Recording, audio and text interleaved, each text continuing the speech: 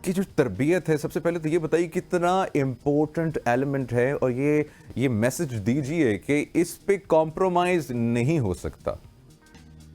जी, बिल्कुल सही बात है। आपका ये जो फ़िक्रा है, ये बहुत स्ट्रॉन्ग फ़िक्रा है और यही असल बात है।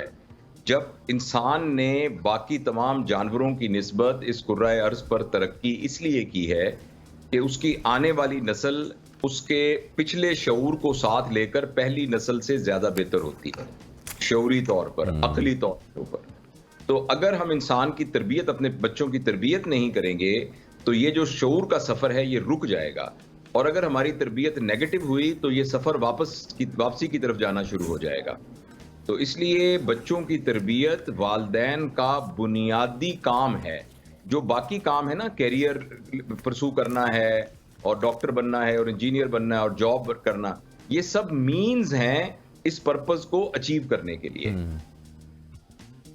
एक फैमिली सिस्टम है ना, बेसिकली एक कंपेनियनशिप है, एक पार्टनरशिप है, एक फैमिली है कि हमने अपने घर को, अपने ख़ानदान को, अपनी फैमिली को इस तरह से सपोर्ट करना है। फिर उसमें एक तरबियत का एलिमेंट आता है, और उसमें एक एलिमेंट आता है कि चलें जी, मैं बाहर जाके मेहनत करूँगा जो रोज़ी रोटी के लिए, और आप जो हैं घर पे तरबियत करेंगे। इस फैमिली सिस्टम को भी थोड़ा सा एक्सप्लेन कीजिएगा। बस देखिए, गुज़ारिश ये है कि एक चीज़ है ज़रूरत और एक चीज़ है ख़्वाहिश। ज़रूरत और ख़्वाहिश के दरमियान लकीर खींचना बहुत ही ज़रूरी है। बहुत दफ़ा जो हमारी बहुत सी मेहनत होती है, वो हमारी ख़्वाहिशात की तकमील के लिए होती है, वो हमारी ज़रूरतों की तकमील के लिए नहीं होती।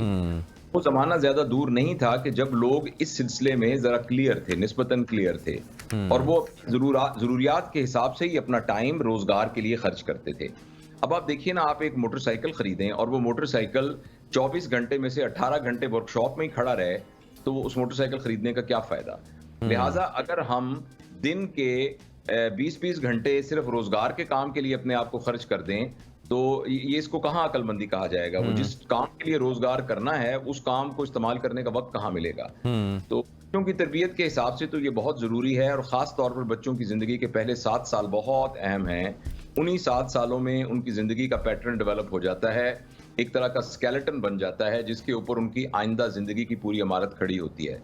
लिहाज़ा जब बच्चे बड़े हो जाएँ, तो उसके बाद आप थोड़ा-सा जो है उनको उनको छोड़ सकते हैं ऑन देयर ओन, लेकिन 7 साल की उम्र तक तो बच्चों की तरबियत को बाकायदा एहतमाम के साथ करने की ज़रूरत है। हर हफ़्ते घर में एक मीटिंग होनी चाहिए, जिसमें अगले 15 दिन का प्लान किया जाए, अगले हफ़्ते का, कि अगले हफ़्ते हमारे पेरेंटिंग के क्या अहदाफ हैं।